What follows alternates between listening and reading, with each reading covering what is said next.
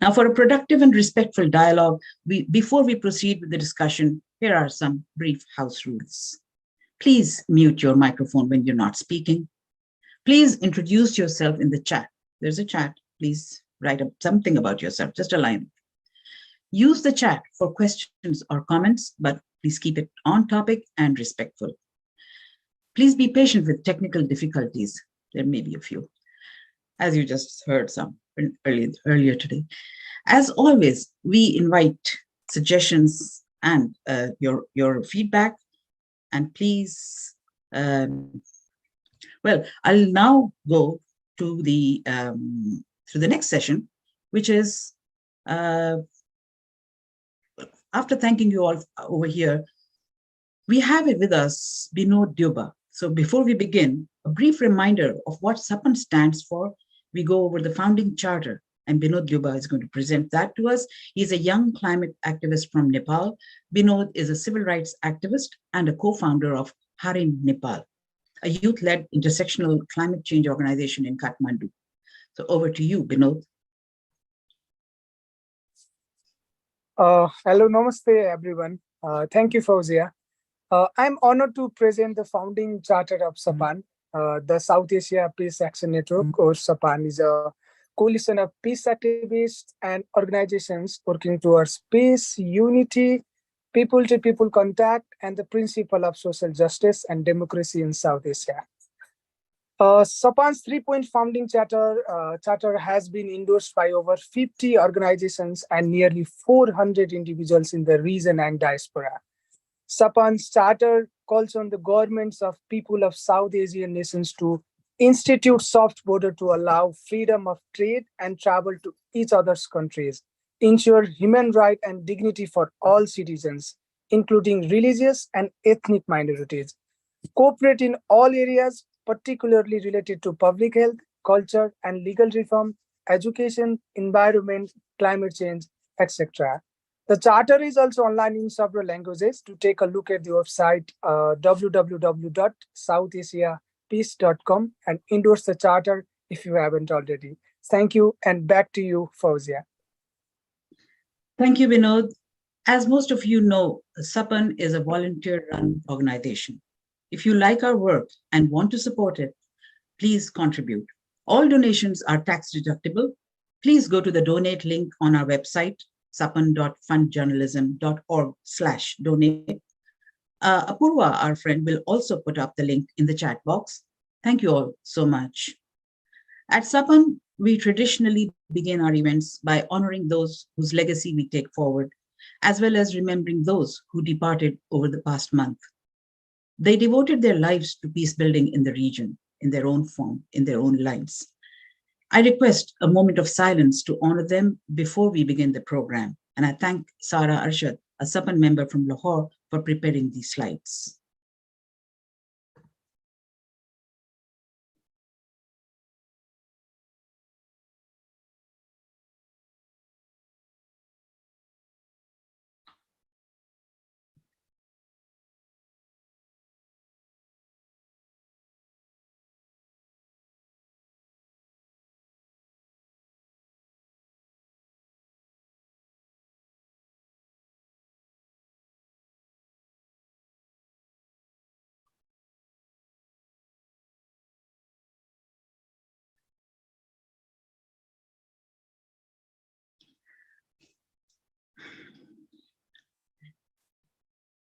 And now we have Shailaja Rao, our co-host based in Seattle.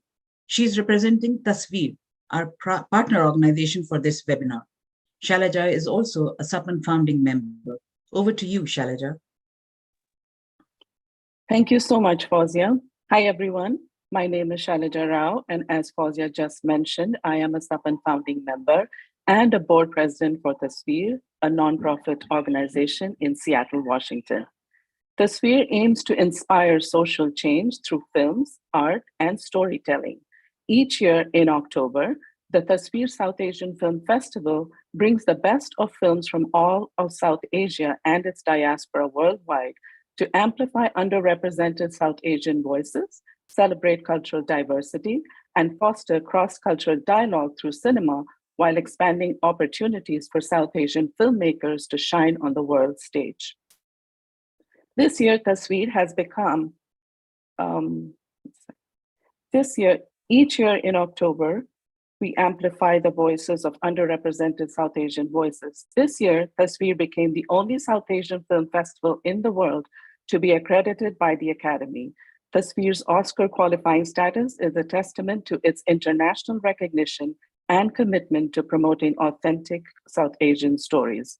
The recognition places South Asian films directly on the Oscar run, paving the way for South Asian narratives to compete on the grandest stage. Tasveer is proud to have exhibited films by trailblazing filmmakers long before their worldwide recognition, like Mariam Ghani, Roya Sadat, and Shaunak Sen, whose film All That Breathes was nominated for an Oscar just this year. Today, I share two Afghan film trailers aligned with our webinar topic. Both have been selected for the upcoming Tasveer Film Festival and will be available to view online between October 16th and 22nd. Please visit tasveer.org for details. The first film, Yellow, is about a young woman in Taliban-controlled Afghanistan who walks into a chadri store in Kabul to buy her full body veil and face in an uncertain future. Film director Elham Essas, award-winning writer and director of fiction, was born in Kabul, Afghanistan. His family fled the Taliban and came to the UK when he was 10. Elham makes rich ethnic-driven stories on culture and identity. His films tell stories often not seen on screens. He is inspired by stories from his home country and his experiences as a refugee.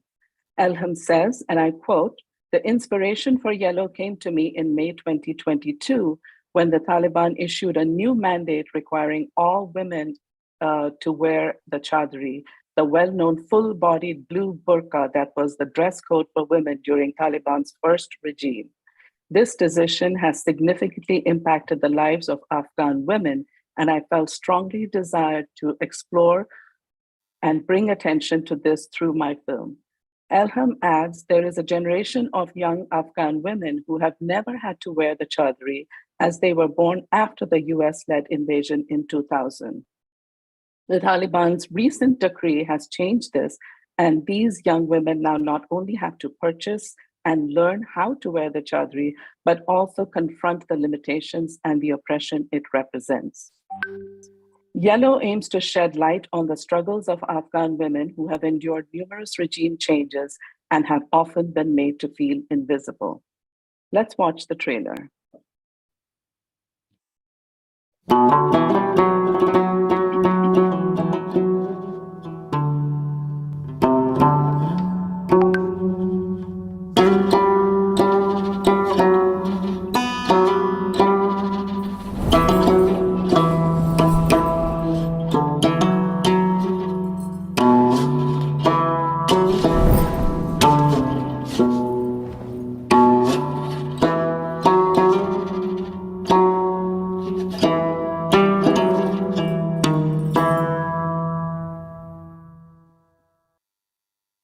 Thank you, Ekta.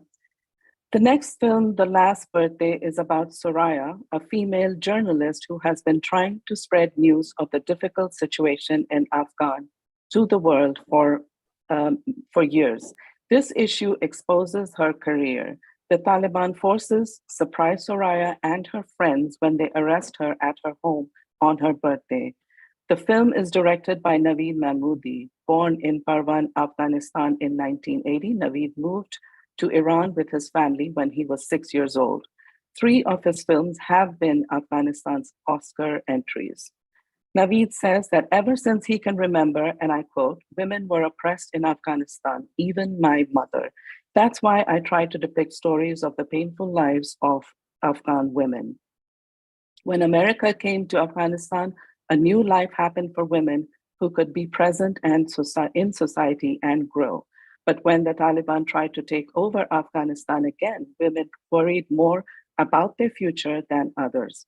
Unfortunately, it happened. The Taliban took over the country and denied women all their rights. I'm trying to portray the lives of these great women, end quote. Now let's watch the trailer for The Last Birthday.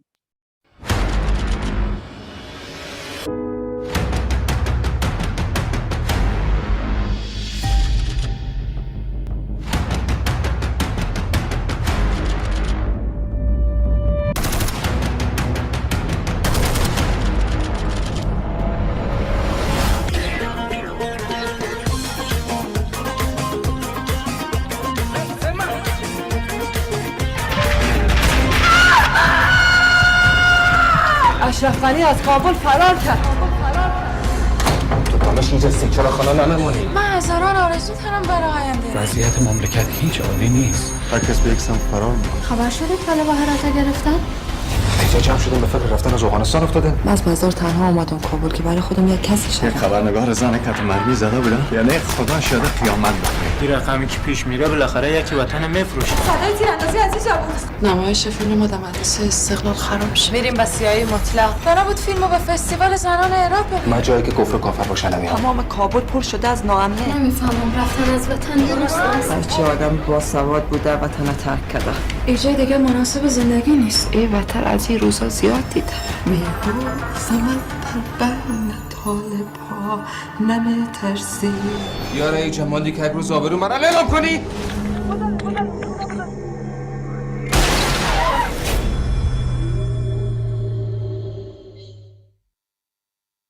Thank you, Ekta, and thank you, everyone. Before I hand it back to Fawzia, I'd like to remind everyone that Sapan is a volunteer-run organization. If you like our work and want to support us, please contribute at sapan.fundjournalism.org/donate. Apurva will put up the link in the chat box again. Thank you. Thanks, everyone. And back to you, Fawzia. Thank you, Shailaja. We now come to our panel discussion, moderated by Wajma Farokh. Wajma Farokh is an Afghan women's rights activist and peace builder. She has over 20 years of experience in community development, resettlement, and integration, and outreach in Pakistan, Afghanistan, and Canada. She holds a master's degree in international human rights law and development from the University of Warwick, England. Wajma is a practitioner in the field of conflict and international trainings and experience from universities of Harvard, Uppsala, and San Diego. She is co-founder and director of the Afghan organization Research Institute for Women, Peace and Security. She is a proud recipient of the International Women of Courage Award 2009 and an internationally acknowledged expert in war and peace and security agenda. Wajma Jan, the floor is all yours now. Thank you. Thank you, Fawzia, and salam alaikum to everyone. I'm so much honored to be here. I have a very special feeling about South Asia, all the countries in our neighborhood, and I believe that as much as the region, as much as Afghanistan can impact the region can impact Afghanistan too. So this is a very timely conversation, and I'm very much grateful that Sapan has taken this conversation for today, particularly as we are we had the International Day of Peace on the 21st of September. And while there's a lot of assumptions that Afghanistan is a peaceful country right now, the indicators for peace does not exist anymore. And particularly what we heard so far actually proves it, that we are not at peace in Afghanistan. So before starting the panel, what I would like to start saying that as a 40-year-old woman, the first 10 years of my life that I somehow remember was we had the Soviet invasion, and then the war, that the resistance against the Soviet invasion that happened, which was a lot of internal conflict. The second decade again was like fighting and civil war that happened. But the last 20 years of my life has been a different one. The last 20 years of my life was about teaching people how to dream for themselves. It was also coming together and helping other younger women to see a different future for themselves and for their girls and daughters particularly. We started building a lot of institutions. Afghanistan is in a region, and sometimes, we talk about it if it's in South Asia or Central Asia, but no matter, it's the heart of Asia. And it's located in a geography where we do not have a lot of democracy in that region, sadly, and democracy has and is very much under attack, and has always been vulnerable to militarization and extremism in that region. So the past 20 years of my life in Afghanistan has been contributing bits and pieces into that democracy. We started having a constitution in 2004 that provided, equality for men and women before the law. That was the first and, a very progressive constitution, first time in Afghanistan where violence against women was criminalized. Similarly, for example, we had election laws. No matter how much challenges we had, we started building those institutions. And as civil society and media particularly have been very much flourishing in the past 20 years, with around over 100, news channels, around 70 TV channels, which all have kind of, dispersed and have been very much affected by the Taliban rule in the past 2 years almost. And so what has been going on in the 20 years was really, it had actually overshadowed my first 2 decades of war and conflict. And I was hopeful that the next, decades would be different. But suddenly the political situation, and particularly the international, the Western world took a different decision.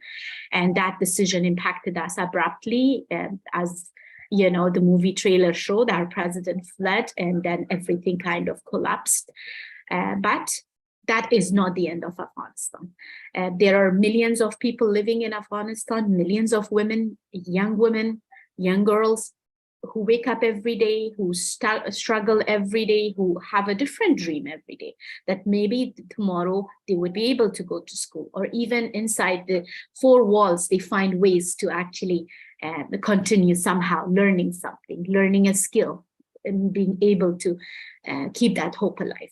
And that's what keeps me going. And that's what we and those are the women that we sort of look up to. And those are the women that we keep our struggle to continue, raising their voices. And so today's panel, and I welcome all the panelists. The first panelist is Sola Mahfouz, a young woman that is yet another, inspiration and beacon of hope for Afghan women. And she came to US in 2016 to attend college. She's a staff researcher at the Quantum Computing Group at Tufts University, Boston. And she would be sharing her experience about how a young girl like herself start defying the Taliban rules and started, and continued her education in a book that I would like to congratulate her, that just came in June, The Journey of an Afghan Girl Who Risked Everything for an Education. So welcome, Sola, and I invite you to share your perspectives and tell us a little bit about your journey. Sure, thanks for having me. So, in Defiant Dreams, parts of it tells my story of education. When in 2002, when the schools reopened, there were so many, like the door, it kind of felt like the sky was brighter and wider. And we were the first girls in our neighborhood to enroll in school because, my family education is kind of held as something sacred. But then, it was cut short in 2007. At that time, Taliban were making its presence felt again in the city. And at least in the part that I was living in, there were threats against girls who were going to school. And I was directly impacted by it.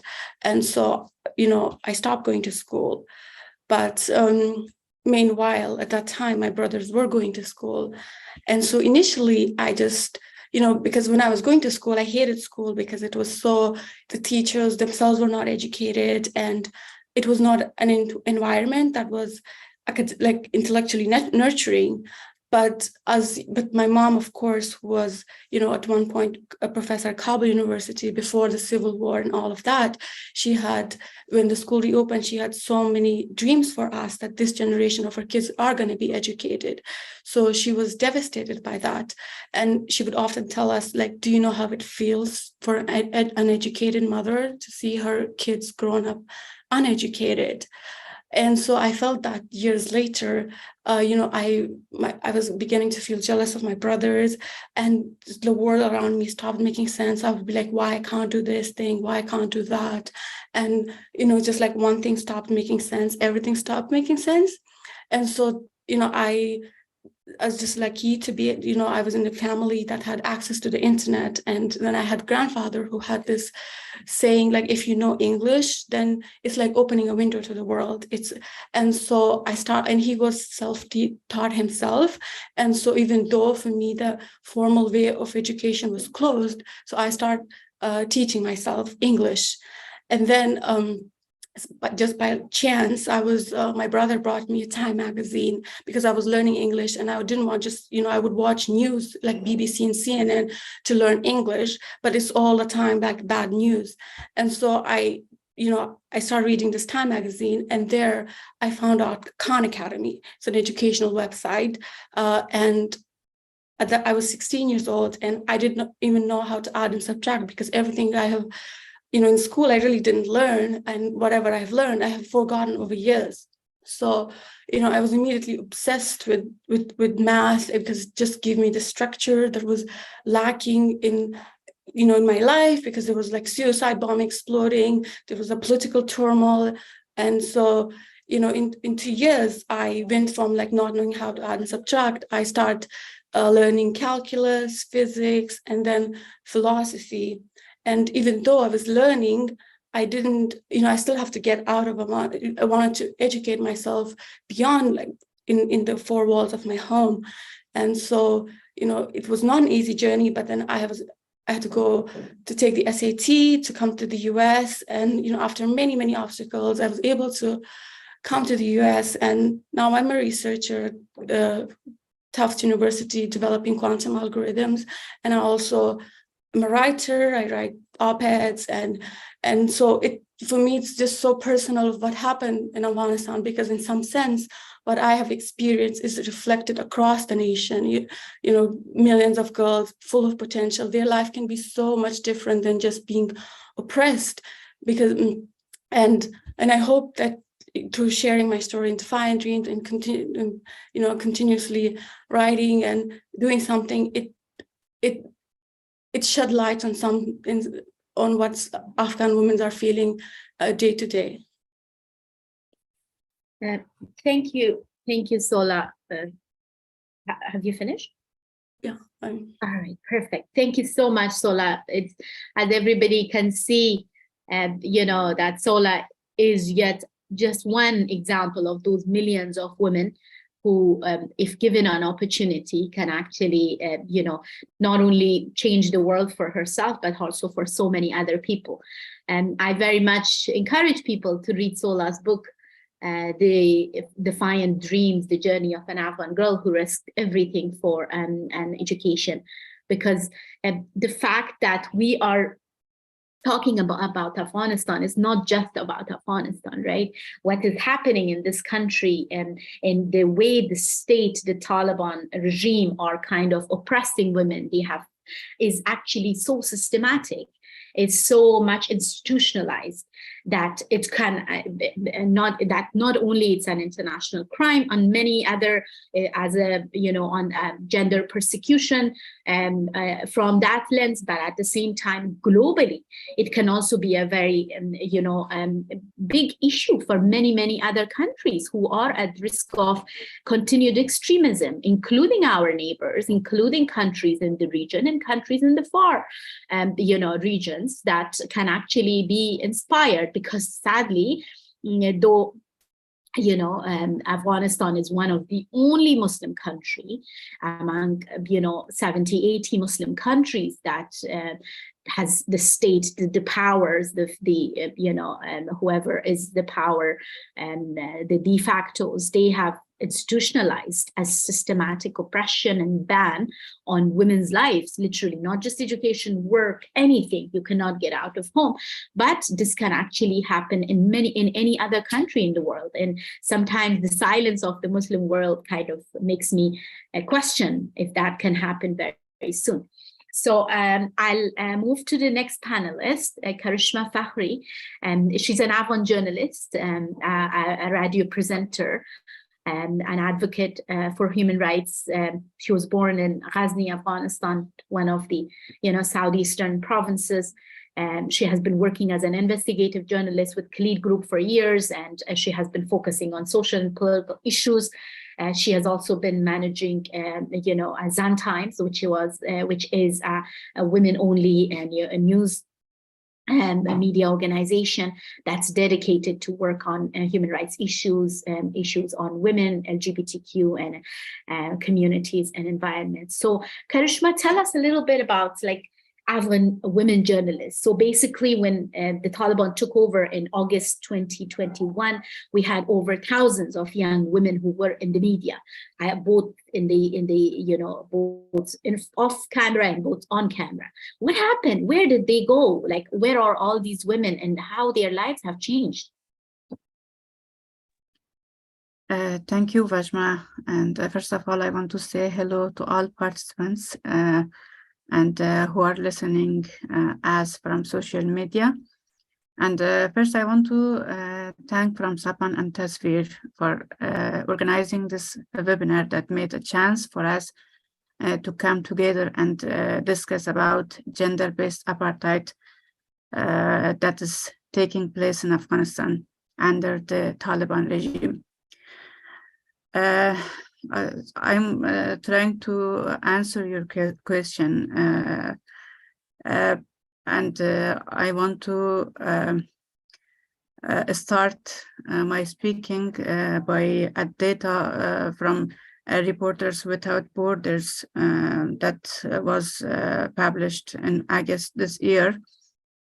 According to Reporters Without Borders reported in August in this year, that after August 15, 2021, more than 80% of female reporters in Afghanistan left their job.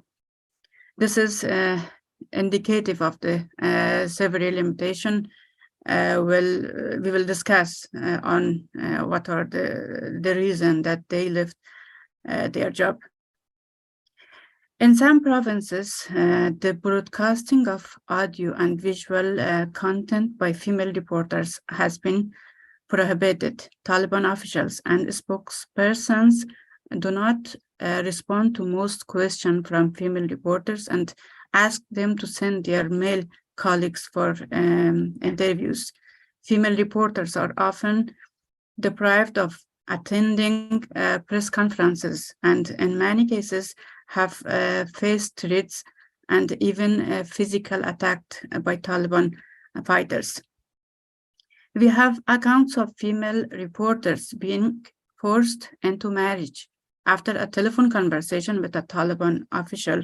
There are stories of women reporters being deprived of their rights due to their gender, forced to wear masks and forbidden from participating in mixed gender programs and questioning men. Due to their gender, they are forced to work for several media outlets without pay. We published a report on Zan Times a few months ago that shows that female reporters, due to the restriction imposed by the Taliban, are laid off by media authorities and are sometimes compelled to work for media outlets without compensation, simply out of their passion and profession. According to our report that was published, currently only 55 female reporters working without pay in Badakhshan. And a similar situation exists in Takhar and other provinces that we contacted with those journalists and spoke about the issue. In order to work in the media, they must first sign an agreement. It's another limitation for the Afghan journalists, women journalists in Afghanistan. They have to sign an agreement with the official of Taliban's Information and Culture Directorate, under which they are not allowed to produce or publish any news or report opposing or criticizing the Taliban. In case of any violation, their work will be suspended. If reporters commit a violation, they are summoned and interrogated. And in many cases, their work is suspended. And if we talk generally about the situation and about the reports that every day we are working and publishing by our website, sometimes overall condition, the only restriction, for example, if we can say about the banning school for girls, has many negative impact on them. We recently report from Badakhshan. We have a report from Badakhshan that indicate that only from one high school, 86 girls has forced to marry, only from one high school. And also we had another report that shows the increase of suicide among the women in Afghanistan. It was published in recent month that shows that all the difficulty and restriction hopeless the women and for the escaping from such a difficulties, they select suicide, and they find suicide as a solution for their problems and restrictions. So these were all that I commonly mentioned on that. If have a question, I could answer. Thank you for all.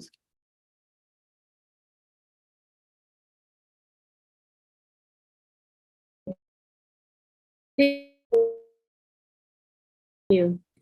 And thank you, Karishma, for that picture about the situation of women journalists. So as I was, as you were speaking, I was looking at some numbers, like 1,200 women journalists, at least we had on August 2021. And as you said, more than 80% of jobs are forced to lose their jobs. And number of TV channels that I mentioned, over 150 news channels that we had across the country, in a very vibrant media that actually held the government very strongly accountable, not only the government, the executive branches, but also the parliament. I was right before the fall, I was working with on a similar project where we used citizen journalism for making the parliament accountable, and the parliamentarians were quite worried about those reports that kept coming. But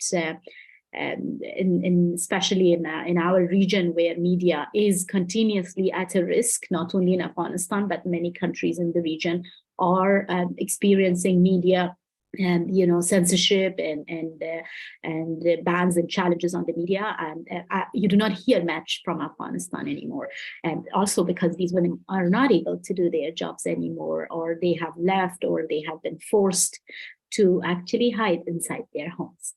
And I now invite another amazing journalist, woman leader, who is our third speaker for today, Farida Nikzat. She's an award-winning journalist and activist, and she has started an organization called the Protection of Afghan Women Journalists. She has been working with managing, major news outlets like Pajok News Agency. She has been working with IWPR and Impact.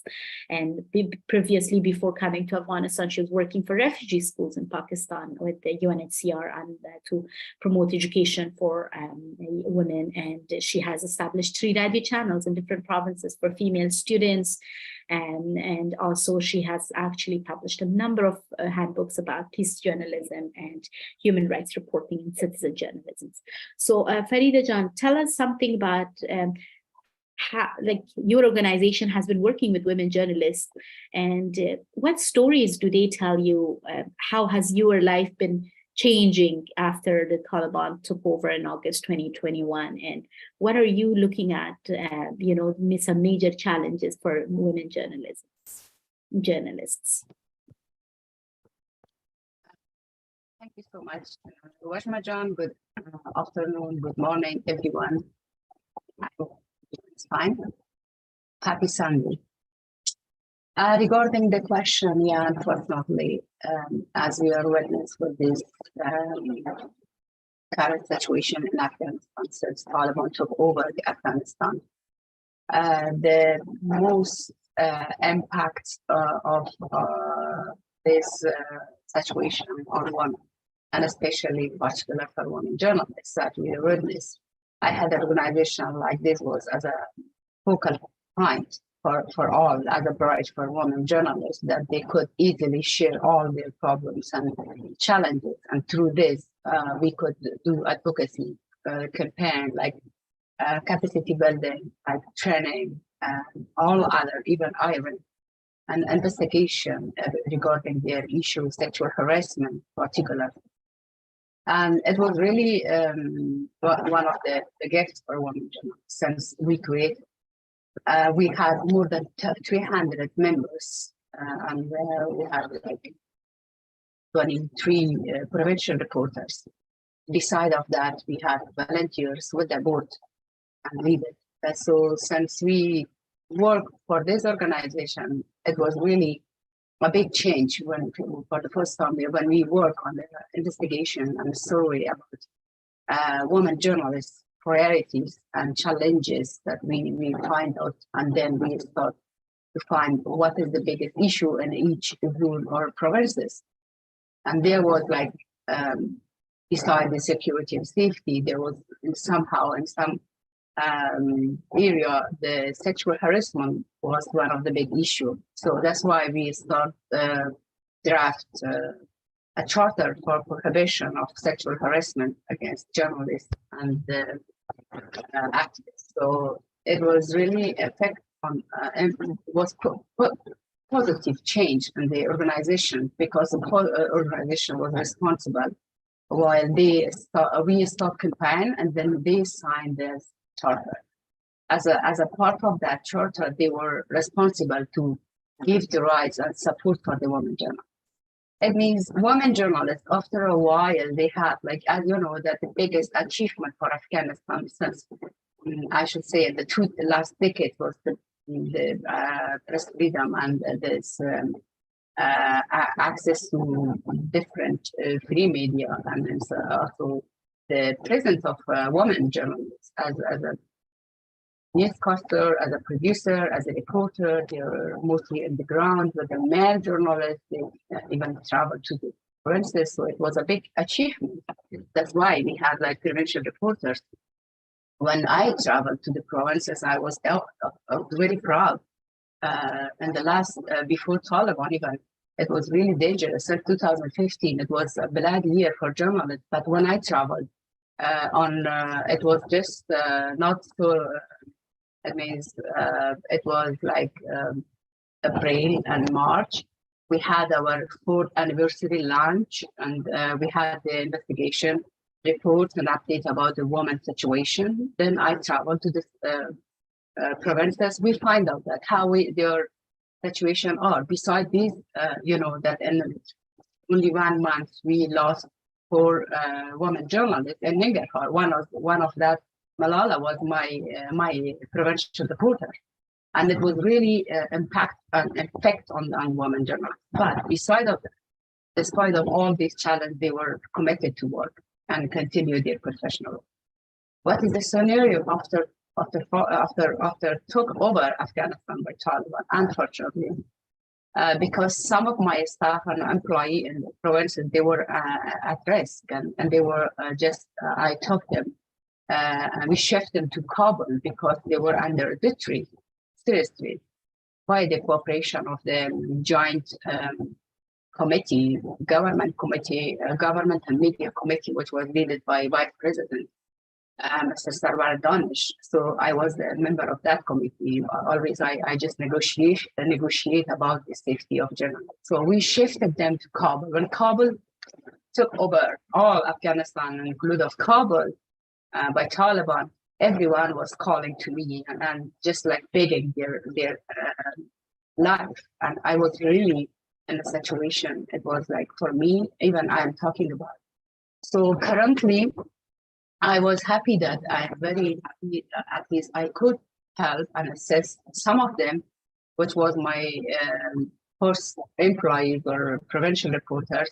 They could move, but unfortunately, on that time, some of them, because of the passport problem, most of them left while they are still left in Afghanistan. That is why we have like a woman network journalist, and we are connected like. We are based on a week or a day or month.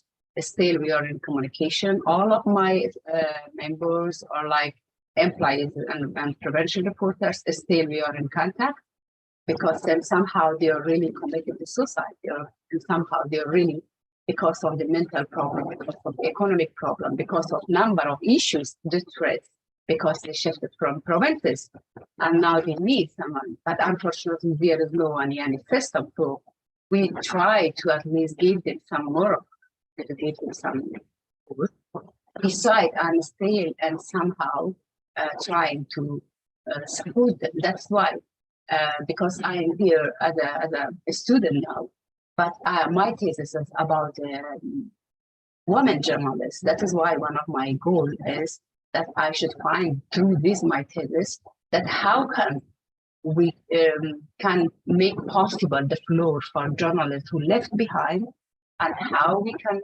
assess and help those journalists. They are in exile, because even in exile they have problems, but of course they are safe, and not like some in Pakistan, in Islamabad, they are mostly contacted me. About 55 members of spouse, they are in Islamabad. A number of them are in Kabul, but most in Badakhshan, 3 of them, they are still working with an international organization, like by very secretly. They are like in challenge, but you know, as Karishma Jan before mentioned, but my update is like, you know, about 90% of women disappeared from the media. They lost their jobs, and most of them, like, they are at home, and a number of them left Afghanistan. While 95%, which was our survey, showed that they were responsible for their own family care and survive. As a mother, as a daughter, as a person who leave their families. And currently, that's why they are really under pressure of the mental problem, because the economy problem is a big issue. And unfortunately, all the international organizations also just keep quiet, and they close their system to support those Afghan women that are still in Afghanistan. So this is like the show. Like, beside of that, you are witness that Taliban put on all the presenter of talk shows, they and newscasters and journalists and even producer, everyone on the screen, mandatory hijab and mandatory face cover. While it is so, this is all kind of you know what I should say, because it is not only that somebody should shoot us, we die. And my point of view, it is like we already die. I myself, I already died since when the Taliban took over the Kabul, I should say, Afghanistan, and in particular Kabul, and they were twice in my office, and they were not tortured my regard to find me. I died. I died on that day. I died the days which my prevention reporter, which was shifted because of their safety in Kabul. On that time, they were helpless, and I was like, really, I didn't know what I should do. Just I say, okay, because I ran from my house to my mother-in-law. So I was just try to keep them quiet and patient, but it was like all the day, these women are, they're dying. But still, I am happy. At least I have the voice here. I have the space. I have the time. I have the support. I am very thankful from Sapan by the collaboration of Tasveer that they organize such as kind of webinars, talking. While your witness, Richard Bent, the special reporters for Afghanistan from United Nations, while a number of other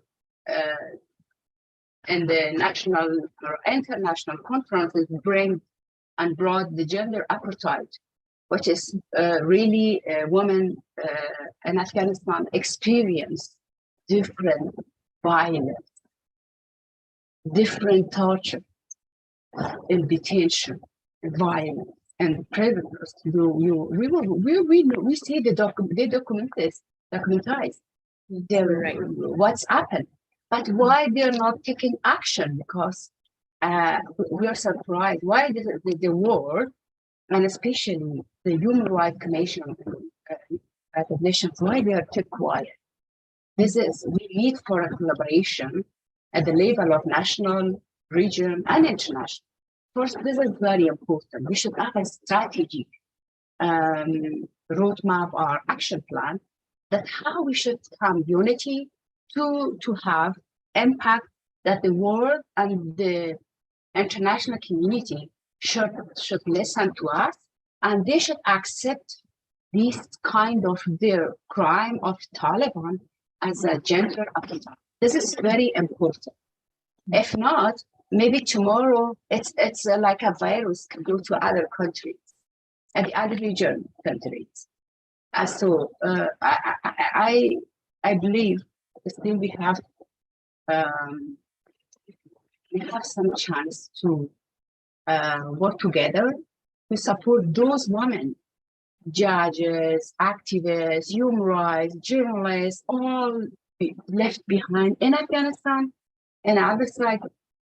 And all Afghanistan women, not only women, but also Afghanistan people. We need to find a system that how they should be responsible to, the Taliban should be responsible for their crime or for their torture women.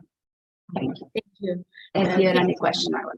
Thank you so much. Surely we would have a question and answer session at the end as well, where people can actually share their comments, questions.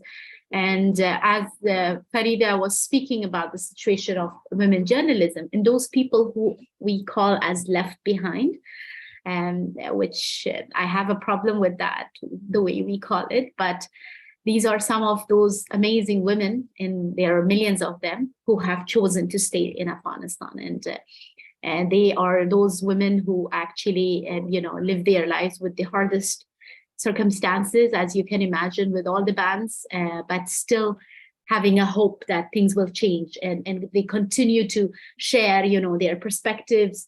They send us messages, they send us their reports, they call us, they send us their voice notes. They just do every different way to keep their voices alive. And those are that is a very important story of our life, that no matter Afghanistan, the women, many women in Afghanistan have left, but maybe from 13, 14 million women, maybe 100,000 or less than that have left. But then there are millions of women who are left behind, who are living in Afghanistan, and their lives are more at a bigger risk that need to be, and we need to pay attention to. So as you were talking about the women who stay back in Afghanistan, I would like to invite Sunita, whom for the security purposes, we are not using her full name, but Sunita is an education activist. For the past 35 years of her life, she's worked in the nonprofit sector under areas of education, empowerment, and the rights of women. And she's been working a member of the Women's Network, the South Asian Women's Network. And she joins us from Kabul, and she's going to tell us how this education ban that is in place in Afghanistan, what is the fallout? How is she looking at the situation? Sunita, the floor is yours.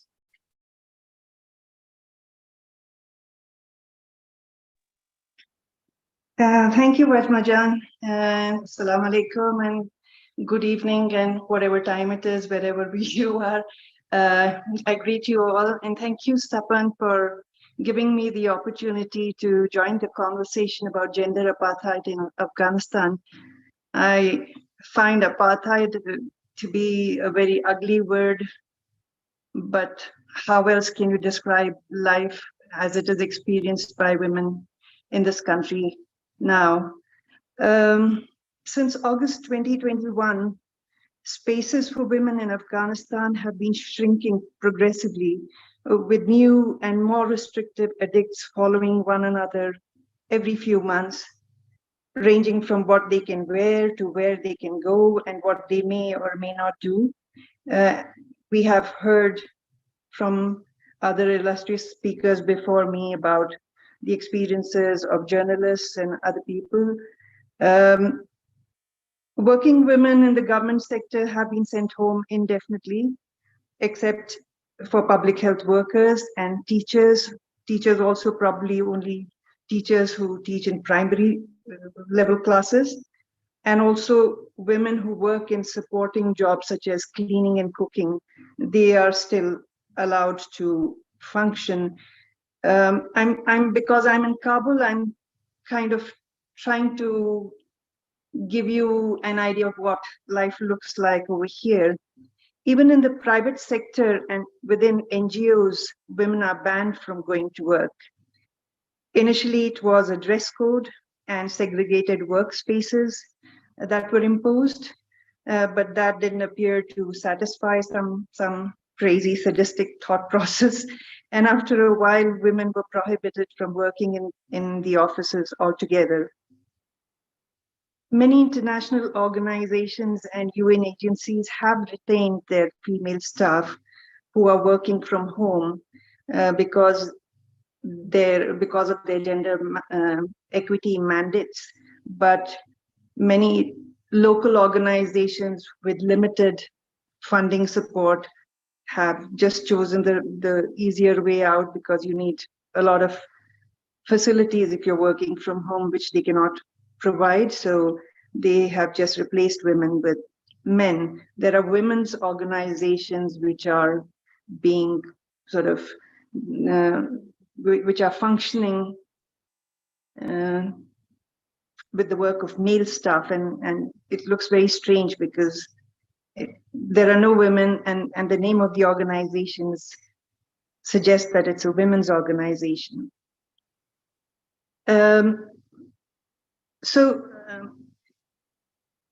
How women working in offices is un-Islamic, but the hundreds of women and children beggars who roam the streets and accost and mob shoppers and passers-by for money are not, is kind of beyond comprehension. Because if you go out in Kabul now, you can go to no place without being sort of surrounded by begging women and begging children. I don't know how this appears to the so-called people who are trying to impose Islamic norms here, how that seems to them to be okay, but women working does not seem to be okay. They say women can work, but only in a strictly Islamic segregated work environment.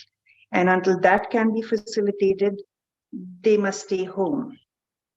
And that poses a lot of serious questions. I wonder whether they think about it or whether they are just making excuses to keep people waiting. Because in my opinion, issue of girls' education is even more serious if they genuinely want to include women in segregated spaces, because the fact of the matter is, even in the best of times, our educated women, the number of educated women in Afghanistan was very low, and we did not have adequate numbers of women professionals in any area, in any field.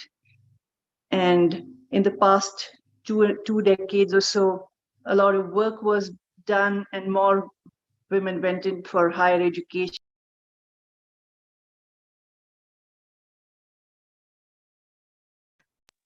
The country was moving towards the possibility of having enough women professionals, but in the past 2 and more years, there has been a complete backsliding of this progress. Even in the public health sector, which is still functioning under the Taliban, doctors, nurses, health workers are allowed to function so far, even if they are women. But sort of medical students who had completed their residency and they were supposed to take an exit exam were not allowed to sit for their exam. Without that, they do not have the degree or the qualification to be allowed to work in a hospital.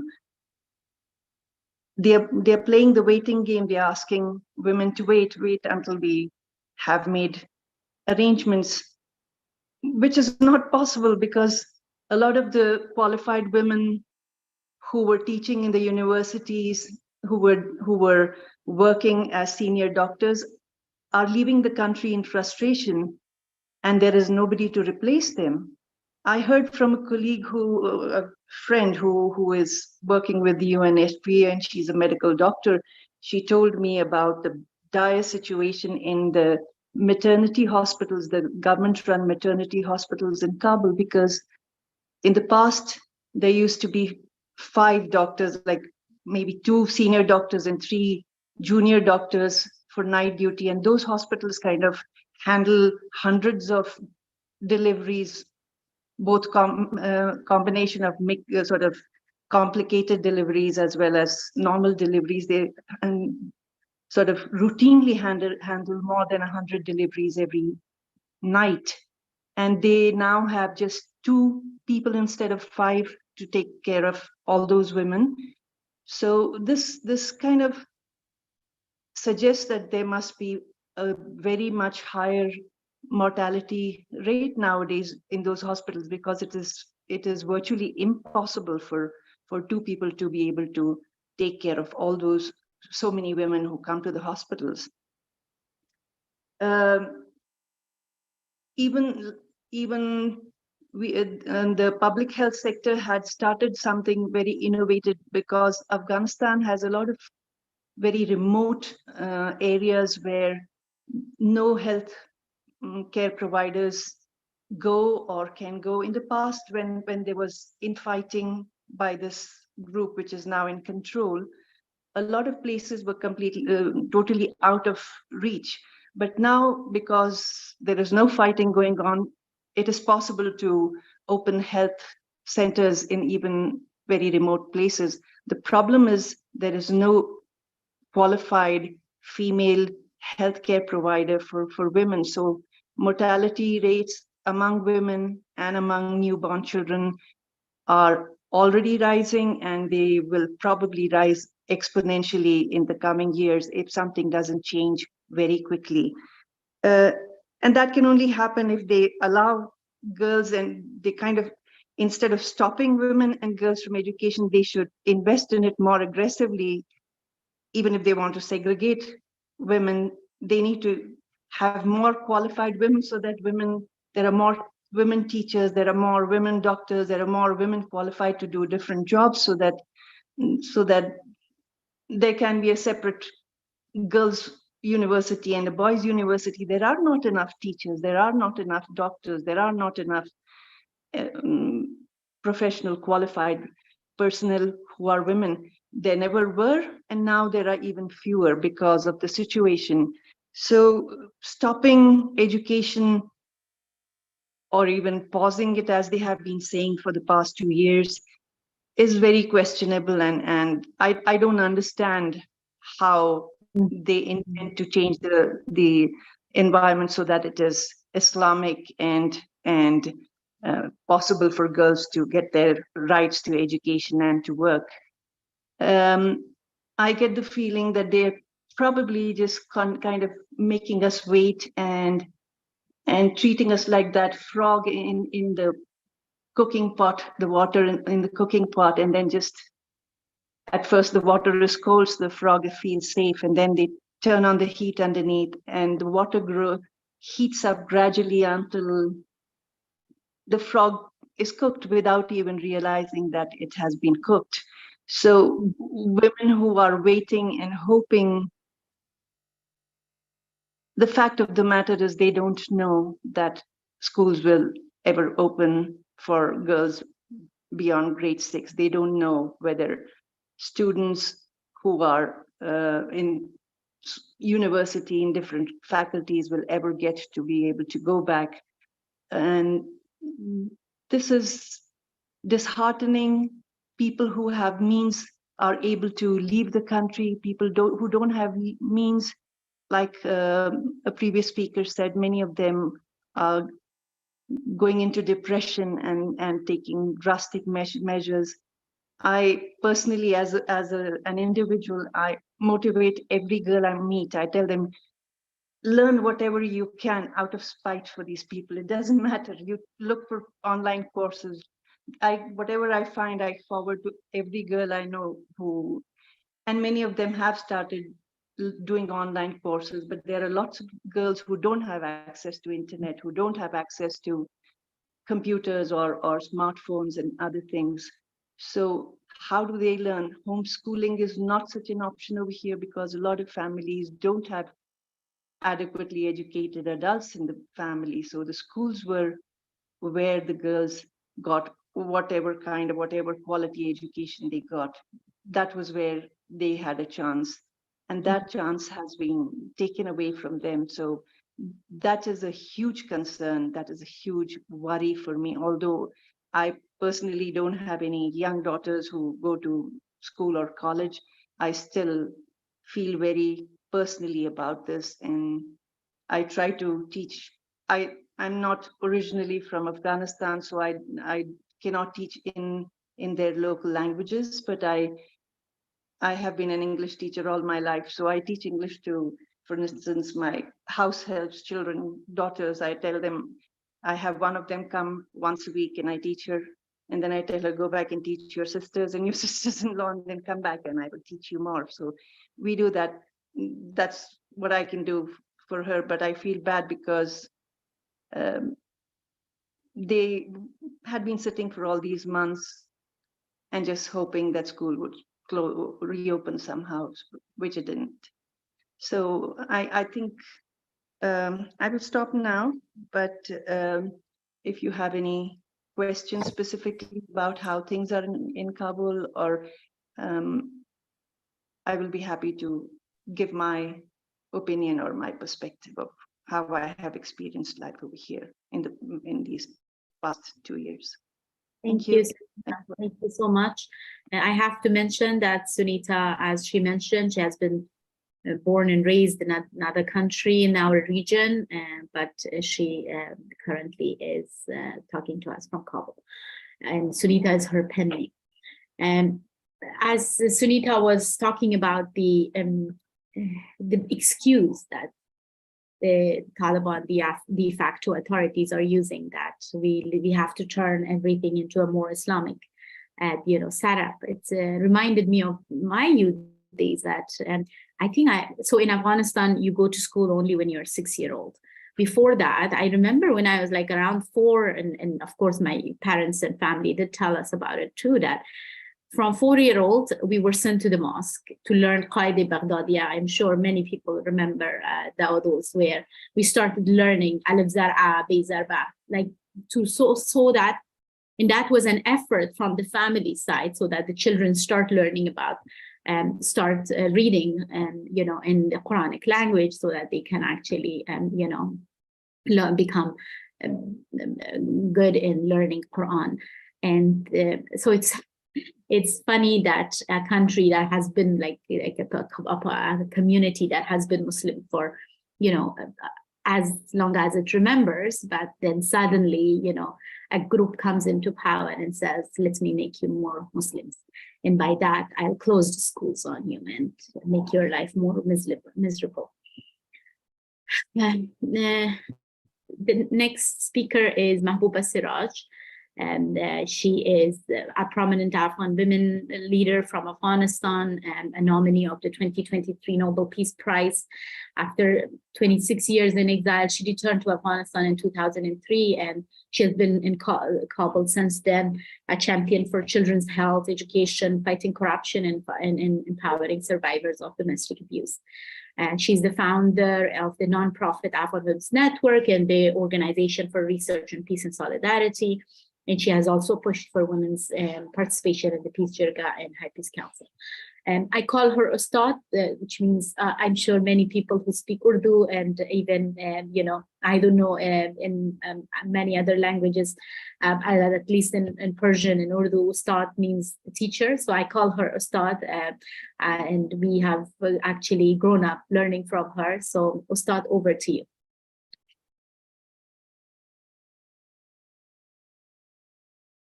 Please unmute yourself, Mahbouba. Yeah. Thank you so much, Wajma, and greetings to everyone, wherever you are in the world.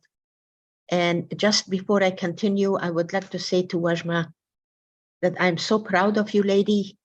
You wrote something in one of our chat groups that was a way for how to save Afghanistan. I would like to quote you on that, and I want to talk to you more about it, if you don't mind, because I have something coming up and I really want to use that piece of yours because it made a lot of sense. Thanks a lot, dear, and I'm so glad to see your lovely face, as well as the lovely faces of everybody else on the screen. I am in California right now, and I'm going to be here for another weekend, and I'm going to go back to Afghanistan. What I have to say is not a lot of, how shall I say, it's a kind of different, because I keep on looking at Afghanistan and I keep on seeing the future of my country in front of me, and hoping that we are going to have some kind of a future, because thinking that Afghanistan will not have a future is just not acceptable for me. I am 75 years old. I will not be seeing all of the things that are going to happen, the changes, but you guys will. And I want you to steadfast, behind it and really continue doing your struggle and raising the voices of the Afghan people, no matter where you are, no matter where you talk. And the one thing that I keep on asking everybody, if they could, because I've been so, they all don't like me because of that, because I look at Afghanistan as a country, as a whole, not as a tribe, not as a sect, not as a, ethnicity, not as anything. And if anybody, originally I'm a Pashtun, but if anybody calls me a Pashtun, I'll really get offended because I'm an Afghan. So that word to me is extremely important. So is that country, which is Afghanistan. What is happening in Afghanistan? For the past 2 years, I've been sitting there watching it, trying to help as much as I could in any which way I could, and I can, and I still will till my last breath. That is something I've promised. But it's really bad. It really is, especially for the women. It's not bad for everybody, I should say that. But for the women of Afghanistan, it really is. We are becoming absolutely extinct, and we don't exist anymore. And to think that in a country like Afghanistan, for its women not to exist, it breaks my heart, because what a power, what a strength is being not looked upon. I mean, how sad that is. How is that the world is not listening to that? How is that the world is not doing anything to just really stand behind us and say, no, these women should not be pushed aside like the way they are. And names of whether apartheid or whatever, all of these things. Apartheid is just a name. It's a situation that was brought in 1940 on South Africa. And Mandela is the one that actually made it, live. And Mandela fought for it. And apartheid, it's a lot worse than apartheid. It really is. So name it something else, whatever you want to name it. But whatever you do, when you name it anything, make sure that whatever you're asking the world to do, the reaction of the world should not destroy my country, should not destroy 40 million people. That is important, because whatever you do and you ask, and everything that is done by the world, it should be something that the effect of it is on what we are asking, not in general. Don't take away the food from us. Don't take away the medication from us. Don't take away the other possibilities that you're giving us right now, because we're going to die. We really will, literally. And what are you going to do with your consciences and all of that in your head, thinking that you were the reason for the death of all of this? I was at a meeting, and I one of our colleagues, actually a very important man, but an international man, turned around and told me, well, Mahbouba, you're talking about all of these things, but it is your friends in diaspora that you're asking us to stop all of the help in Afghanistan. I said, what are you talking about? He said, well, that's what they're doing. I said, you see, this is what you guys are still doing. You're using whatever it is for the wrong way and the wrong, and kind of making it so now there is going to be this animosity between us, the people in Afghanistan, and the one in diaspora. We want our people in diaspora to be strong, but the people in diaspora should want the Afghans to be as strong, because in reality, the ones that are living it are the ones in Afghanistan. And you, all of you, especially you, Wajo, I cannot tell you what kind of a respect I have for all of you. I honestly cannot. Because you're working, you always were like that anyways when you were in Afghanistan. And please continue doing that. It's very important, very important. And we are not going to be always where we are, and we are not going to be not listened to. I can promise you that. The world is listening. The world is listening. The only thing is that they have to make sure that they don't look at us as those people. We are not those people. Those people are not going to help anybody. If you don't consider me as your sister, if I don't consider you as my sister, if we don't really look at the whole situation in a sisterhood point of view and say that this is what we are going to do because the future of a lot of women in the world can be like this, if we don't talk about it in sisterhood and really stand behind each other, nothing is going to happen. And then apartheid and other names and whatever is going to be happening. So my demand from everybody is that. And there is a lot of other things that I was going to say also that did not happen. For example, in the past 2 years, Afghanistan had a voice under the name of Mahbouba Seraj and the body of Mahbouba Seraj that was accepted, that was heard, that was respected, that everywhere in the world they wanted to know what she has to say. And all of this time, this woman stood behind Afghanistan, behind her brothers and sisters, and behind the people of that country, with the love that only Allah knows what it is in my heart for them. Because I cannot really measure it nor explain it, to tell you the honest truth. But my own sisters and my own people did not use that as a tool in their hands. They should have. They should have pushed me to become the official voice. I don't want any how shall I say, any position. I don't want to become the president of Afghanistan. I don't really need any money. I don't know what to do if I have a lot of money, apart from the fact that whenever I get money, I give it away. So my retirement in this country is perfectly fine for me. I really, in Afghanistan, I have a bed and I have one little room, and I'm very happy there. I don't really need a whole lot of things. And I don't want any power, because power in my age is going to kill me. What do I need power for? But I didn't get that support. They could have pushed me. They could have stand behind me. They could have made me a force, but they didn't. So now, if anybody wants to do that, and I keep on telling them that now it's too late, because a huge 2 years passed, really. And now in Afghanistan, amongst other things, the international community, the media cannot enter. And it used to be that the media would enter, and honestly, it was absolutely, amazing, because they would come, they would see us, they would talk to the people, they would get the news, and they would go back. And each one of them, they wrote something, not necessarily bad things. And some of them, they really wrote the truth, the reality. And it was not accepted, so now they're not allowing them. So now we lost that too, amongst other things. And the women of Afghanistan are disappearing every single day from the face of the Afghan society, of course, from its politics, from its workforce, from its thinking pod, from its whatever you want to call it. And what a pity that the Taliban did not realize who their sisters were.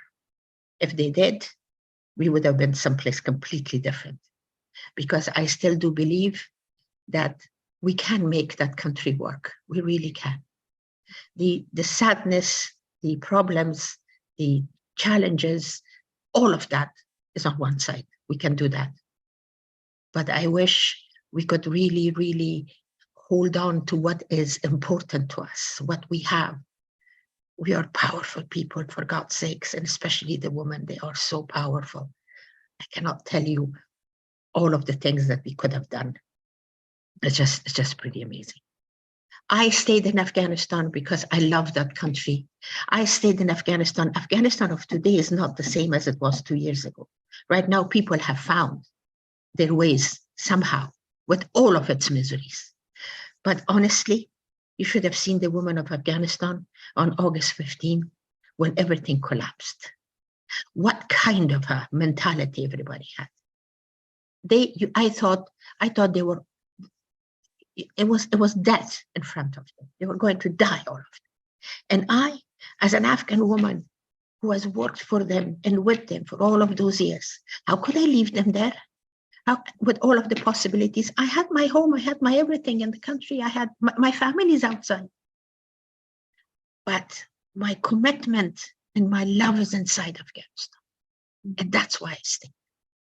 And because, although I keep on saying that I'm getting old or older or whatever, but at the same time, that is my power. It really is, in reality, in one way. Because of the fact that I have a white hair and they know that I've done work in Afghanistan, the possibility of them coming in my house and really killing me right away, it's a lot less. So that's why, and I made a promise, and I made a to the people of Afghanistan in my heart and soul. When I went there in 2003, it was not for a joke. I went there because I wanted to. I had a life, and I had a good life then too, and I was a lot younger. I could have done anything I wanted to in the US, but I decided to go. And I didn't go with a lot of money, believe me. I didn't go because I was hired by this international organization that was giving me thousands of dollars. No, for the longest time, I was making small little bits of salary, because even then I did not need it for my livelihood, because thank God I had a home. And these things, And look at the way some of my sisters are looking at me right now. And this is telling something to all of us right now. Apartheid or no apartheid, if that's how you look to your sister as an African woman working in Afghanistan and being such an enemy of hers, what do you mean apartheid? You are ruining Afghanistan from within already. You don't need to call it apartheid. You don't need the Taliban to come in and destroy you as women. You are destroying yourselves. So, hey, if we are that blind and we can't see the reality of what it is, that's such a pity. I believe in doing things the right way. I believe in doing things maybe in a smaller scale, but in a way that we can take that small scale later on, and like a pilot project or something, or program, whatever you want to call it, you can repeat it and make it bigger that way. But you have to start small. Right now, my responsibility is that house that I have in Kabul for those 60, 90, or 65 or 70 women and children that they are there.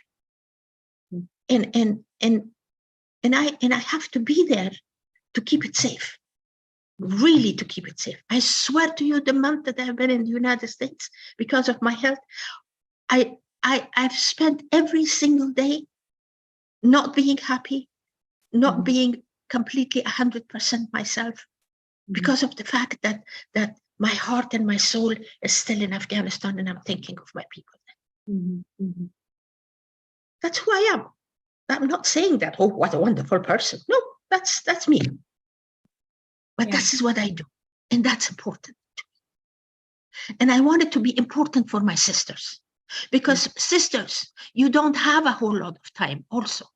If you don't stand, if you don't get together, if you do not push for something that you really all believe in, you're going to lose it.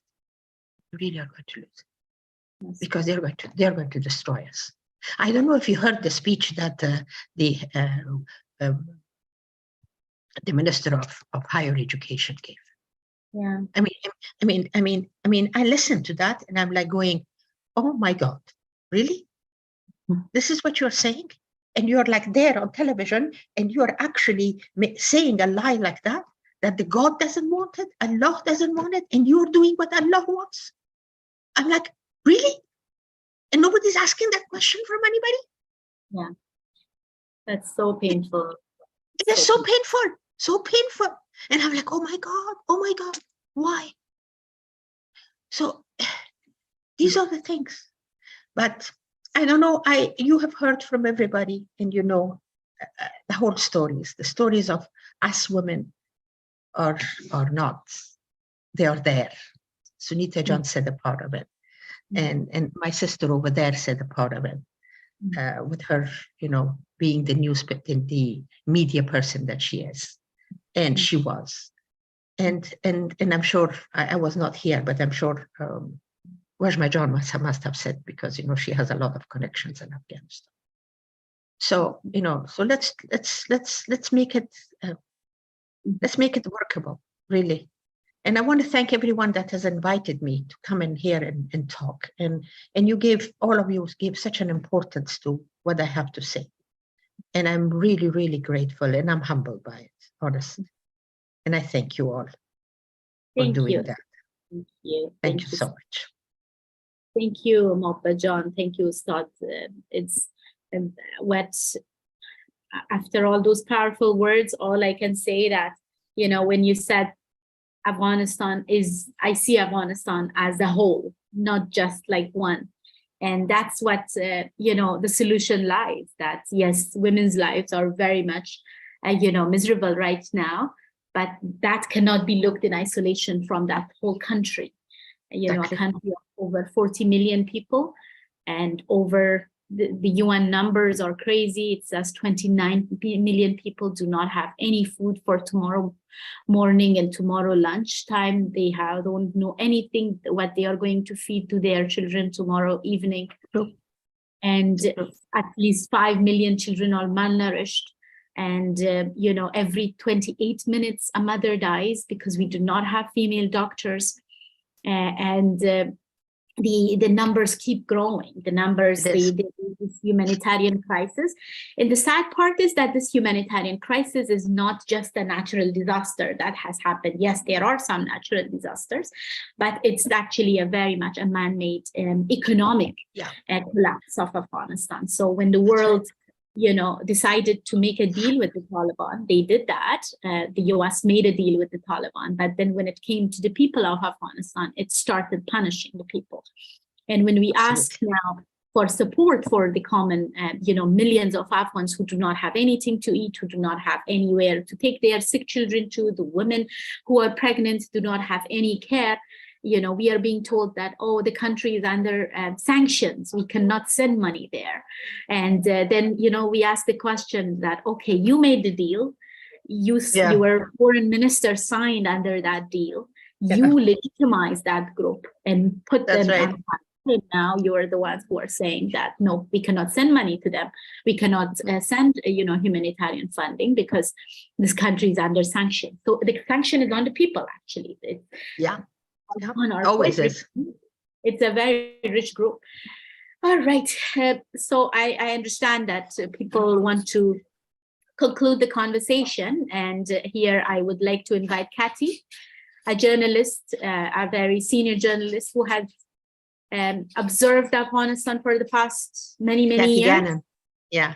And Kathy has been, she's an award-winning journalist. She has covered the wars in South Lebanon and Iraq War, Central Asian states, and Azerbaijan. And she was actually the only Western journalist actually in Kabul that was allowed by the Taliban in the weeks preceding to the 2001 US-British offense that started in Afghanistan. So her book actually, Eye for Infidel, From Holy War to Holy Terror, 18 years inside Afghanistan, is another sneak peek into her lens of how she looks at Afghanistan. But I very much love a lot of her analysis. There are times I didn't agree with them, but her view and her perspective is very much valued among Afghans. And I would like to invite her to share her comments and her perspective, and following her, we will summarize the conversation. Kathy, over. Thank you so much. I'm so honored to be here, but really it's the Afghan women who are the strength and whose voices need to be heard, not mine, not what I think, or and Mahbouba, I'm in awe of how Mahbouba has been a force, how Mahbouba has spoken her mind, and the need for what Mahbouba said is to consolidate this power among the women, but also among the men in Afghanistan. I guess for me, I go back a long time. I was there when the Soviets were there. I was there when the Mujahideen were there killing each other. I was there when the Taliban were there the first time, and I was there when the Mujahideen came back. And it was the women in 2002 who demanded accountability, who said there should be accountability for all these warlords who are here and look outside what has happened. And what happened to those women? They were attacked. They were attacked by the very people that were supported by the US. They were told that they should leave, maybe go as ambassadors. They were denied their seat in Parliament. One was a women affairs minister, and then they were under attack. So the voice of women of Afghan women have been strong throughout Afghanistan's history. For me, after 2021, and people are absolutely right when they say the international community has to accept responsibility.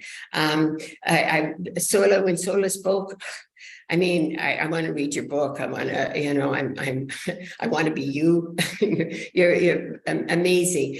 But like she said, 2007, she had to stop going to school. 2007 because of threats against her. And the international community continued to tell lies about what was going on and how things were going. And that there was a price to that. And the price is being paid today by not addressing so many issues at a time when it was possible to address them. And so I guess I couldn't agree more that you can't punish, as Mahbouba said, you can't punish the people of Afghanistan with sanctions, with taking money away for healthcare, for food, there is money that is being held in the United States and elsewhere that belongs to Afghans that can restart businesses, that can, discussion is difficult to have discussions about what to do in the future is very difficult because any suggestions of engagement or how to engage is very difficult. Look at the British parliamentarian Tobias Ellwood, and you can disagree with what he says. You can disagree, but there has to be a discussion. There has to be room for discussion that says, okay, how can the world help those inside Afghanistan? And maybe to know that, you have to be inside Afghanistan. You have to be there. You have to engage doesn't mean accept. Engage doesn't mean accept what they're doing. Engage means to be there, to not be just meeting people in Doha, not to be just meeting people who can afford to get there, not just be meeting. If you're there, you can travel. And also, it's a sign to Afghans that they're not alone. If they're there, it doesn't mean that you're accepting the Taliban. It doesn't mean that you're accepting what they're saying. And the Taliban is not a monolith, and there are different voices always that can be amplified but I just feel that unless there can be room for greater discussion, there can be room for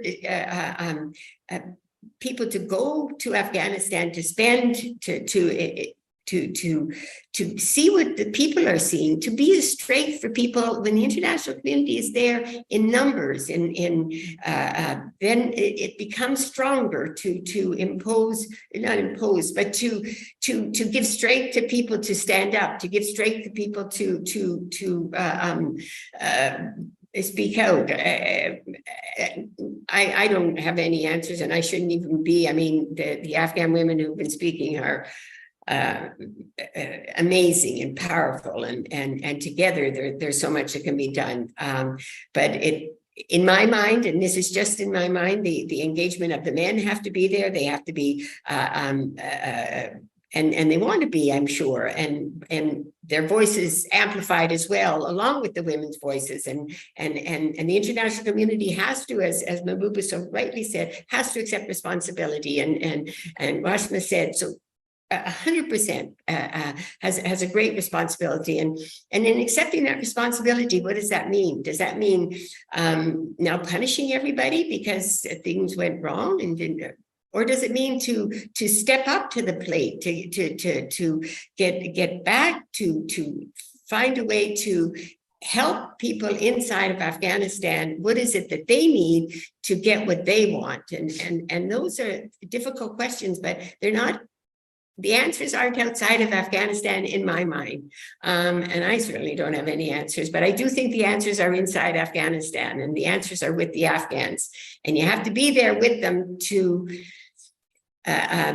give them the strength as well that allows them to demand and get what they want. Unfortunately, Afghanistan has always been political. It's never been about Afghans. It's never been about Afghanistan. It's always been about politics, and it's always been about whether it's the West and what it wants, what it needs, whether Pakistan, what it wants, what it needs, the region, what it wants, what it needs. It has never been about Afghanistan. It wasn't in the last 20 years, and it's and that's not to say that people don't care, of course, but it's never been about Afghans and Afghanistan. It's always been about politics and the politics of home nations. And unfortunately, I don't see that has changed. And for me, that has been a disservice a great disservice to Afghans and to Afghanistan, which, as you always say, is a country of 40 million people. I cringe when people say, well, we managed to get so-and-so out of there. Out of there? My goodness, it's an amazing, it's a beautiful country. I mean, I was shot and seriously injured. My friend was killed. I went back. It's an amazing country of amazing people. And the issue, I guess, is how do you take responsibility as an international community? How do you figure out how to help Afghans and decide that it is genuinely about Afghans and Afghanistan and not your politics at home, not your politics within your party. You say which one about Tobias Elwood? He was trying to think of ways that can maybe help. You can disagree, but when when voices are silenced just because they don't say what everybody else wants to hear, or it just makes it difficult to find ways to move forward. And as Mahbouba said, today will not be tomorrow. Tomorrow will not be the day after. Things will change. They always do. But it's always Afghans that make a change. And when the international community gets in, we all know it screws it up. And it doesn't matter which end it comes from, whether it was the Soviets, whether it was the US-led coalition. It's never made it better for Afghans, in my mind, from what I've seen. Anyway, I've talked too much, so. Thank you. Very powerful, and I very much agree with you when it comes to the solutions, right? That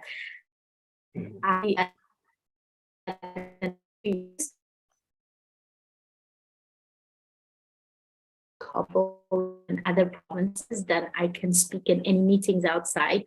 And to be honest, I hardly accept any invitation to speak at any events outside, because I believe that I would put more energy into finding a way that I can help, a woman, a man, a young guy in Afghanistan, rather than, because the solutions are sadly not coming, despite the fact that they are the decision makers, but the solutions do not come from Washington or London, it is very much from Afghanistan. By the time what's also happening Afghanistan is out of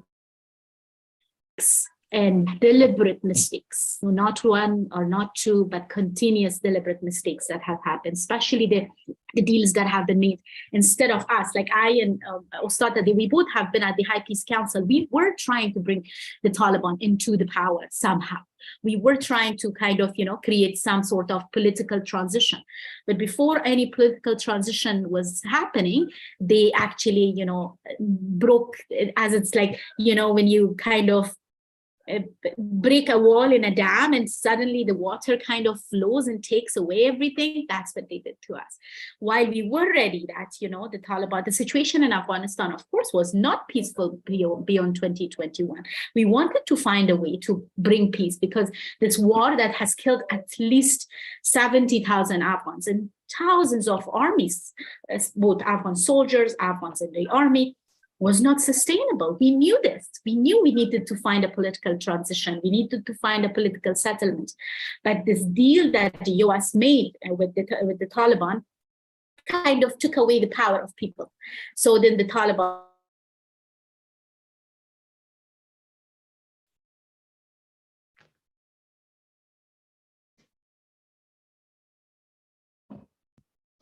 what happened? Very much come from Afghanistan. These young women are inside Afghanistan. These are millions of people who are there, but currently going through a very difficult humanitarian situation. Like my uncle the other day was telling me that, call me a misogynist, but when my child is hungry and sick, that's the only thing I'm thinking about right now.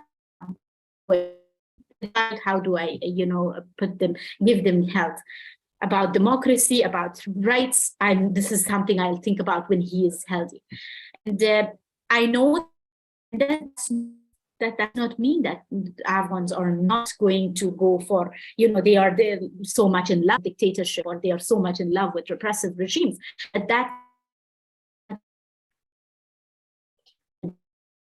come together or stand up, while many of them are trying, and because they are in small pockets, it's going to be, kind of sabotage. But at the same time, the resistance is that hope, the hope of these women, the women like, Sunita, the women like Ustad Mabajan and many other, the young women, for example, Sola and many others, Farida, Karishma. These are the women who have actually created those seeds, and those seeds are inside Afghanistan. They would actually keep growing, and that's what we need the solidarity for of all of you, particularly the region. And so I have some 10 minutes to go to the questions.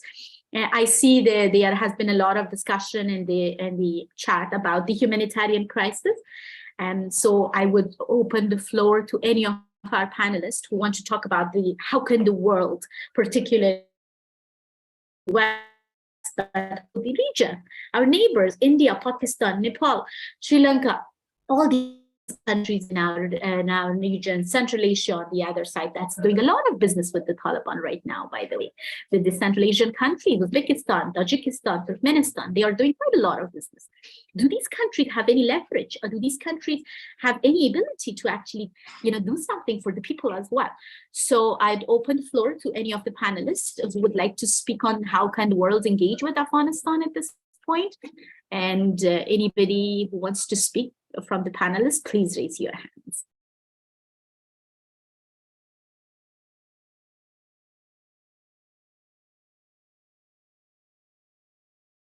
Anyone who wants to weigh in and wants to share, please raise your hand. There's a reaction in Zoom that says, I think you can, raise hand option is there. So if anybody wants to pitch in and say. Just let me know more about your question. Can you repeat it again? The question is, how can the world, particularly the region, engage with Afghanistan and continue supporting the people of Afghanistan? I have shared a link of a report that we make it in sometimes. It shows that most of humanitarian aids that are coming in Afghanistan for people that are all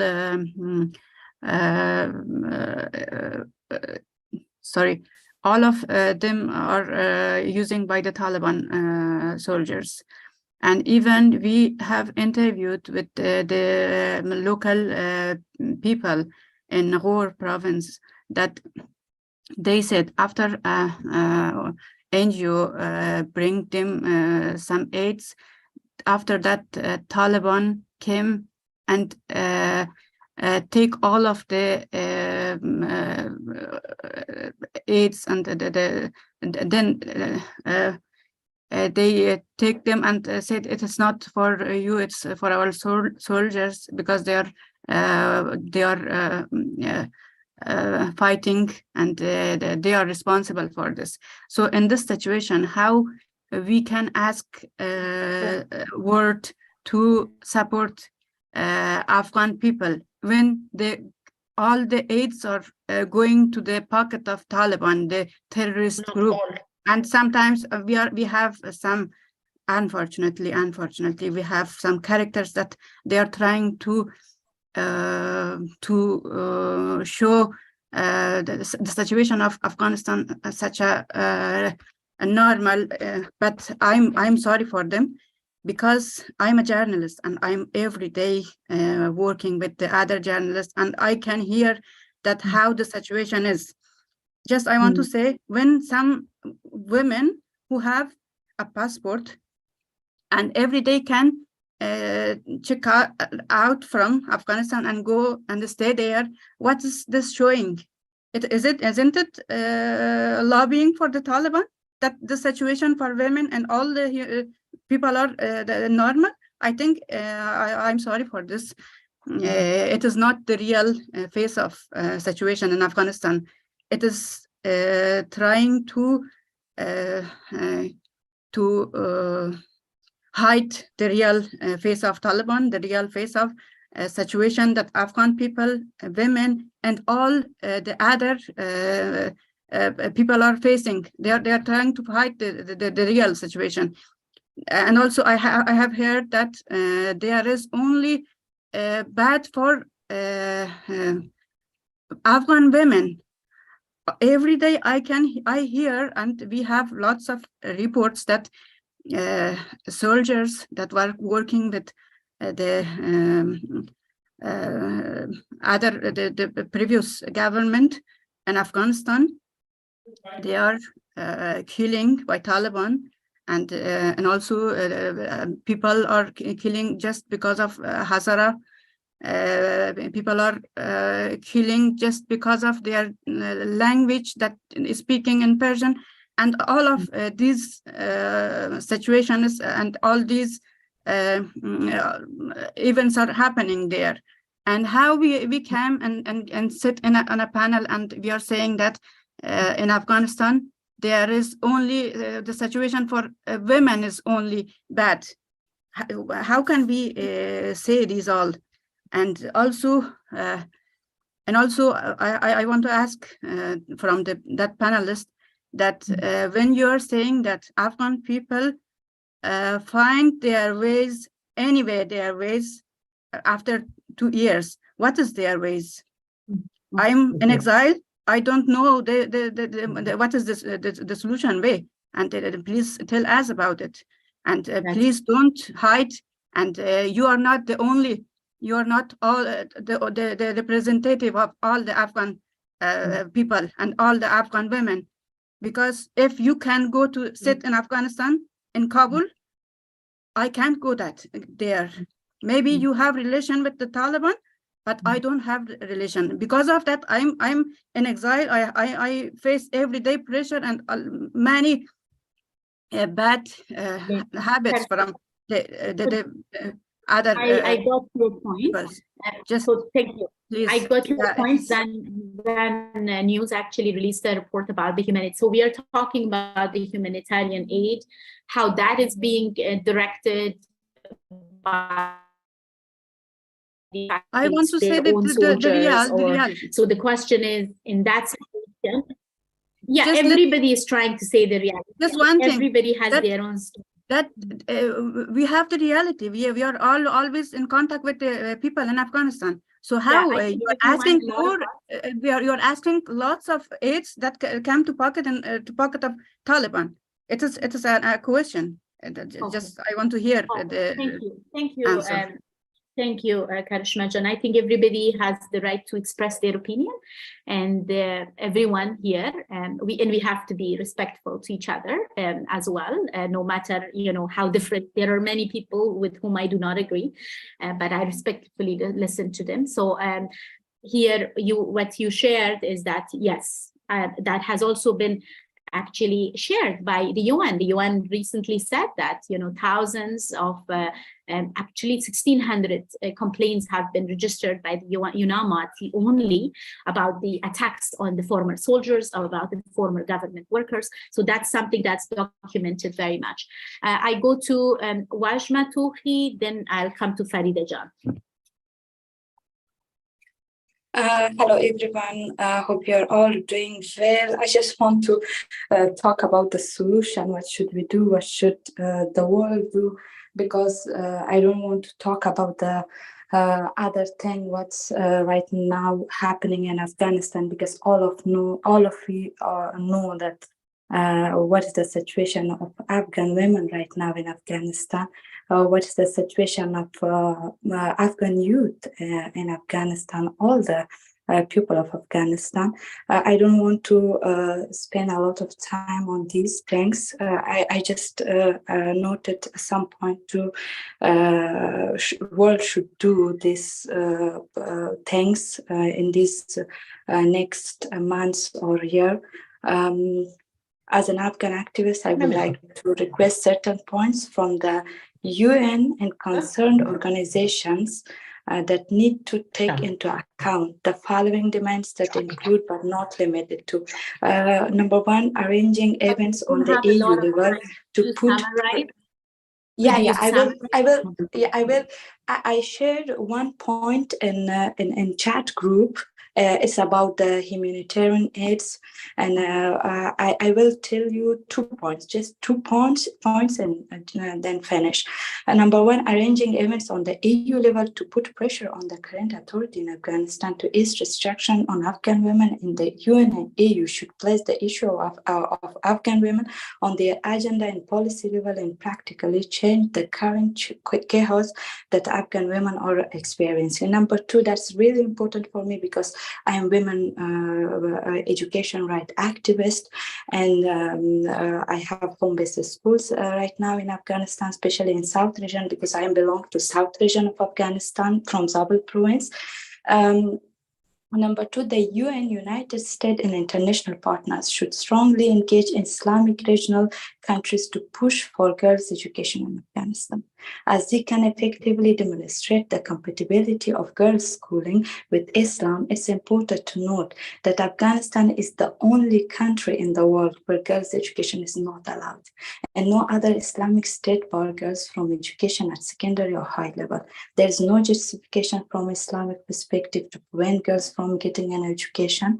The international community must leverage the influence of Muslim majority countries in the region to model positive examples of women education, leadership, and agencies in Islamic framework. Thank you so much. Oh, thank you, my dear. Yes, there's no sort of justification in an Islam that, in a religion that came with Iqra. That's, the first verse that came to our Prophet Muhammad sallallahu alaihi wasallam was Iqra, read. And then that sets the stone for education. So we have no Islamic justification.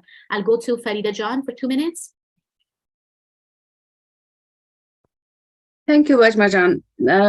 To be honest, we are all witness and we know what is going on in Afghanistan, especially those that are still in Afghanistan, as I before mentioned, that they are left behind Afghanistan because the international community left them without any attention, without their support.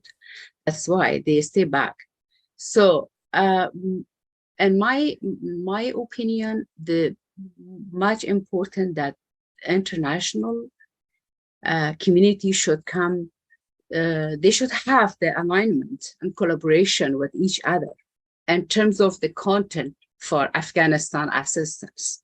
There should be a mechanism, there should be a system for the support through the transferring the assistance through it means the right people. If the money is going through the Taliban and they're supporting again their self and their families, their related members, it doesn't work for Afghanistan people, which is now they're living in a crisis, economic crisis. So this is very important that we should know that how the mechanism should be, that the money should transfer to Afghanistan. One, in terms of the school, because we are mostly all the people are just, we don't want the deal, because first of all, we should come to the content and the context of the curriculum of the school. If I send my daughter with the curriculum, with the content, the Taliban, they started those subjects according their way. So it means I grow another Talib inside my house. And tomorrow she or he either, they will stand against each mother. So it means this is very risky and this is very dangerous. For this reason, we are still receiving, because I told you we have a network, we are still in communication with the people, not only journalists, through the wide world, 600 people. We are since April that the protester women, you see that how many women are arrested and they denied, they are tortured, because Taliban have access to their... Everybody knows about this, Farida. Yes, about their access. So, this is very important, that we should have, why they are like kind of these things not bringing that, because if there is no safety, it doesn't mean that I don't love Afghanistan. You know that I travel more than 40 countries. I have been like in Canada in 2007, about a month. I have been 3 times in America for 4 months, and 2 years in Germany. It doesn't mean I am an exile. I don't love my country. It's hard that I should accept that, because this is very important that we are obligatory. We force that we leave Afghanistan. Why? If I was in Afghanistan, I was another Alia. I was another Aisha. I was another. So this is very important. That sorry, I have to cut you off. I'm really. But for each issues, then we do the recommendations for assistance to Afghanistan. I have to cut you off. I'm sorry. I have to cut you off because the time is. I get messages that the time is running. Yeah, we're running out of time. Yeah, so thank you. I just. You, my dear. So I would like to thank our panelists for their time, for their generosity, sharing their perspectives.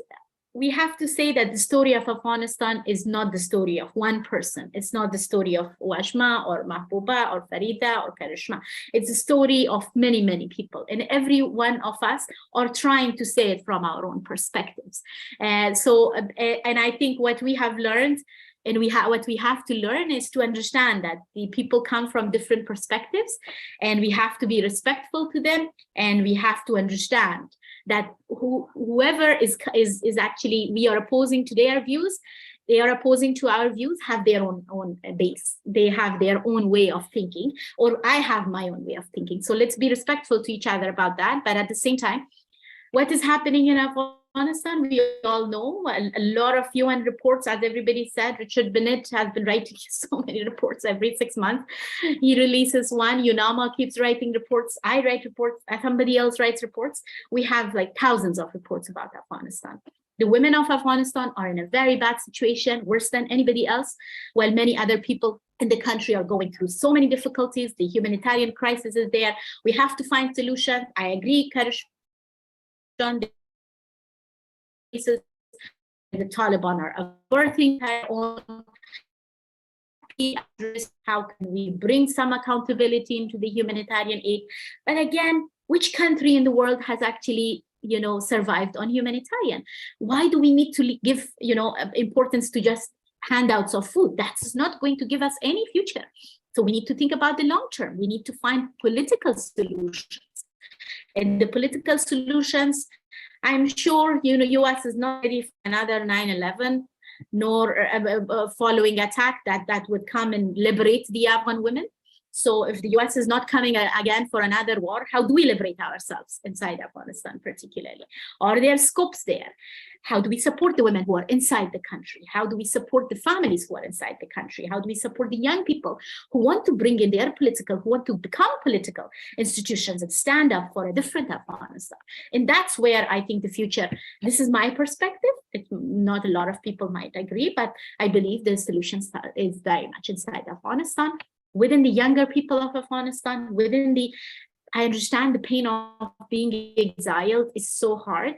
We all become so depressed. We all become so hard on ourselves, and we don't find our ways, at least in the next first 5 years. But then once we find our way, we home as well.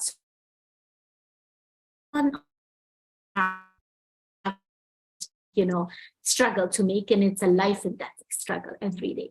And those are the people that we need a solution for, that they need to come up with a solution. So thank you, Sapan. Thank you, everybody on the panel, for amazing conversations. Yes, this last point, Sunita, this is so true. The Islamic world needs to break its silence on Afghanistan.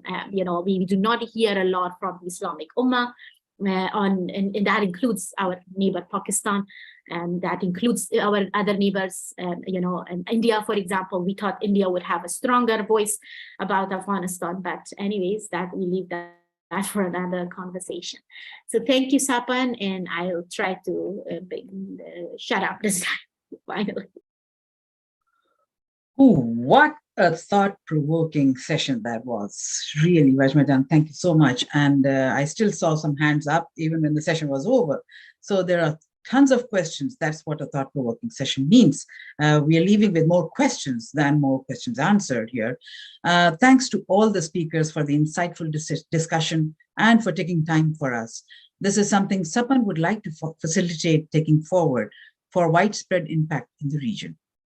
I like to, okay, now is a point where I'd like to request all the panelists and volunteers to turn on their video cameras. Please turn them all on so we can take a virtual group photo, just as if we were all together, sitting together in one group. So here Vajma, your photo needs to come to go away. You need to come up. So put on your cameras, please. And if you want to smile, smile. Otherwise, you all have smiling faces anyways. So here we are. Please click quick so that we can end the program soon. Anyone clicking? Okay. Okay.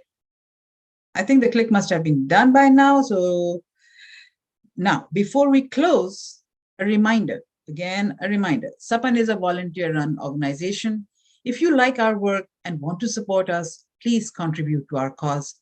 All donations are tax deductible. Remember, please go to sapan.fundjournalism.org/donate.